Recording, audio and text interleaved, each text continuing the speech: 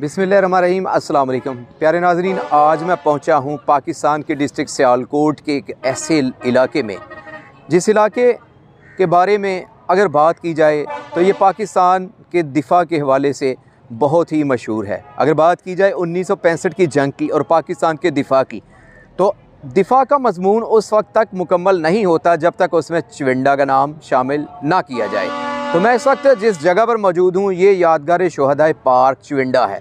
मेरे अकब में आप एक टैंक देख सकते हैं।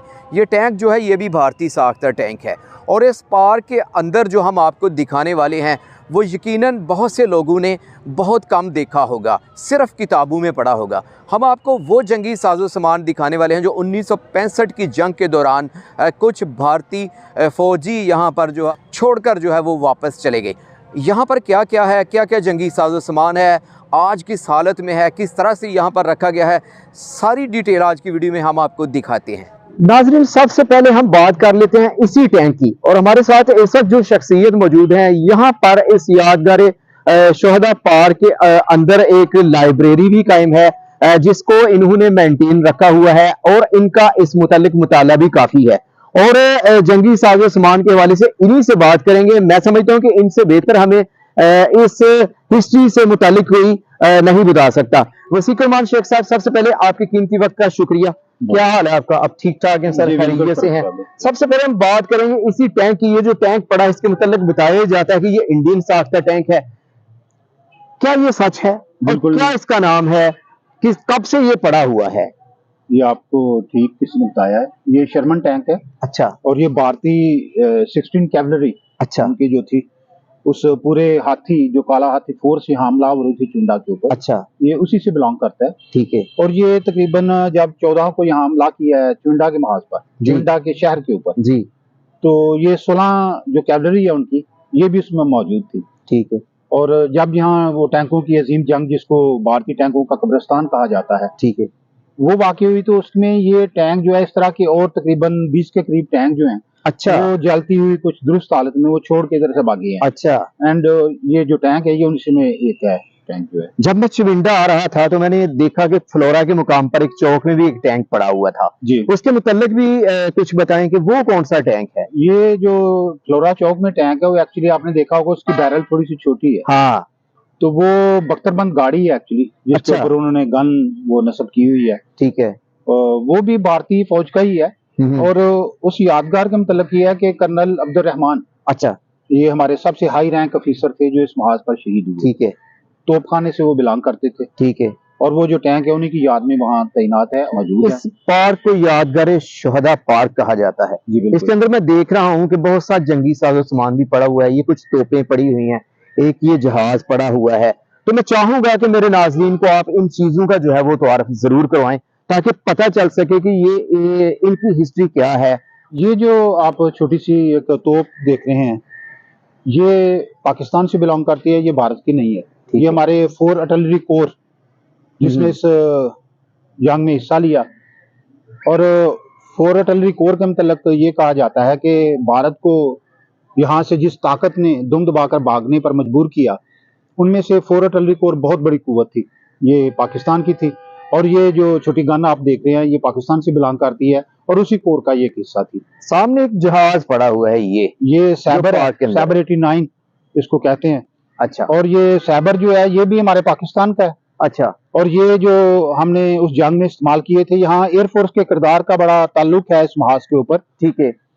पाकिस्तानी एयरफोर्स ने यहाँ बहुत ही यादगार हमले किए जिसकी वजह से भारतीय फौज जो है उसकी पिछली पोजीशन जो है वहाँ बहुत ज्यादा पाकिस्तान ने उनका नुकसान किया। और ये हमारा ही है, पाकिस्तान का है। उस वक्त यही हम ब्रांड जो है वो यूज कर रहे थे। यानी इसे कह सकते हैं कि फतह के निशान के तौर पर यहाँ पर ये रखा ये सारी वार ट्रॉफीज हैं, वार ट्रॉफीज हैं मुख्तलिफ तरह, जिन्होंने इस 65 की जंग में चुविंडा महाज के ऊपर किसी ना किसी हवाले से हिस्सा लिया है। और ये सैबर जो है ये उसी में से एक है। ये भी हमारी यादगार है। और आपको पता है MM आलम ने जो 5 त्यारे गिराने का रिकॉर्ड बनाया था, जी, वो भी यही था। ठीक है। ये वाला त्यारा नहीं था लेकिन ये ब्रांड यही था, सैबर था वो भी।